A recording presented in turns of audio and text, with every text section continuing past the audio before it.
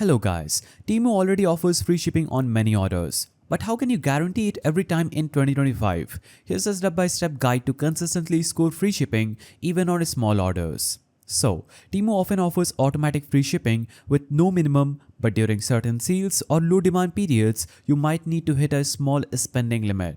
So always check the banner at checkout to confirm if you've met the free shipping threshold. That was method 1, meeting the minimum order threshold. Now, method 2 is check daily deals and flash free shippings. So Temu runs flash promotions that offers site-wide free shipping regardless of your cart size.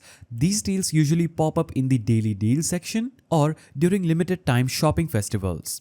Watch for these windows to maximize savings. Now, method 3 is staying active to unlock perks. Frequent users often get an app exclusive free shipping offers, simply browsing products, participating in Temu games, or making small purchases can unlock targeted free shipping perks that appear as pop-ups or personalized coupons. Now, method 4 is using free shipping coupons. Temu regularly provides free shipping coupons to both new and existing users. You can find these in your coupon center or sometimes they appear after you spin the daily wheel.